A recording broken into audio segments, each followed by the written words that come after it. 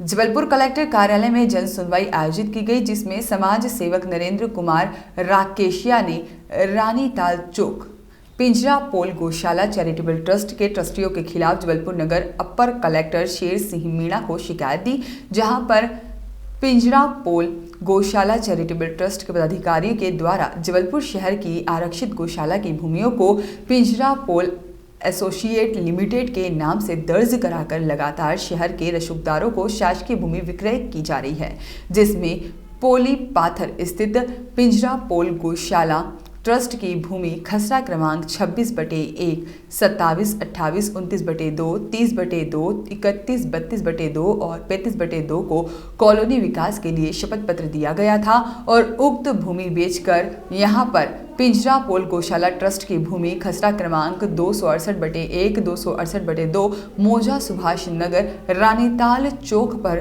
कार्यालय निर्माण करना चाहते हैं। ट्रस्टियों ने अनुमति मांगी कि पोली पाथर स्थित 450 हेक्टेयर में कॉलोनी विकसित कर प्राप्त राशि का उपयोग रानीताल पिंजरा पोल गौशाला चैरिटेबल ट्रस्ट की भूमि पर कार्यालय भवन बनवाने बोला था।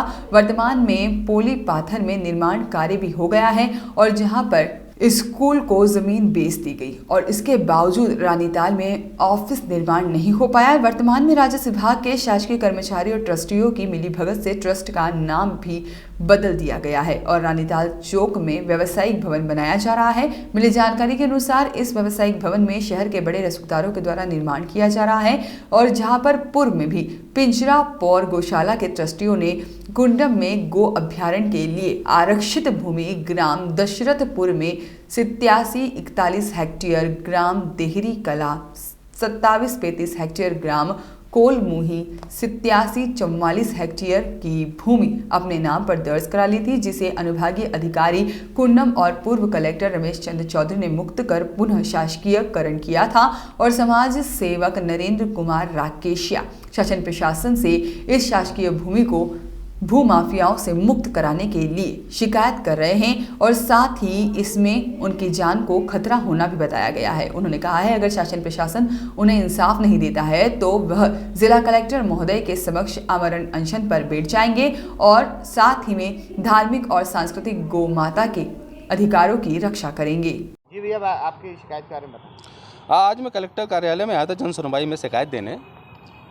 गौशाला चैरिटेबल ट्रस्ट है रानीताल चौक, तो इनके द्वारा लगातार भूमियों का भ्रष्टाचार किया जा रहा है।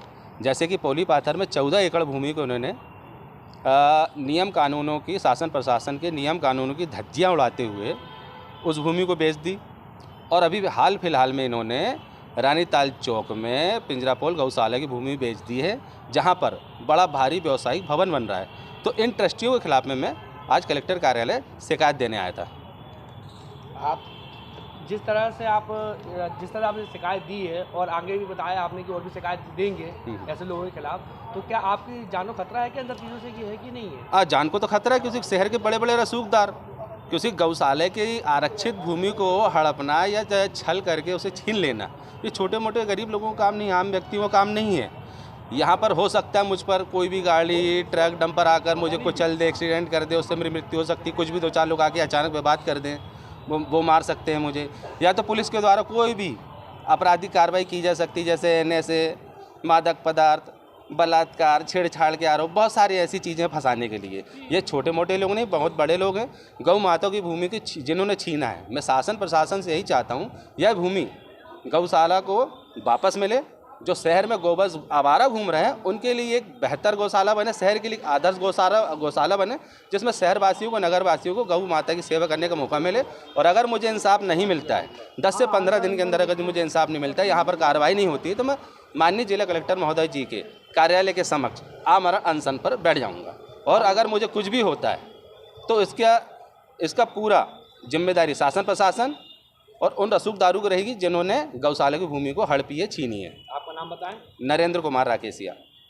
जी सर, आज के एविडेंस के बारे में बताइए। हाँ, आप लोगों ने एक किसी ट्रस्ट में अनियमितताओं की शिकायत दी है, तो हम रजिस्ट्रार ऑफ ट्रस्ट से चेक करवा लेते हैं, अगर सही होगी तो नियम अनुसार कार्रवाई करेंगे। सौरभ निगम की रिपोर्ट।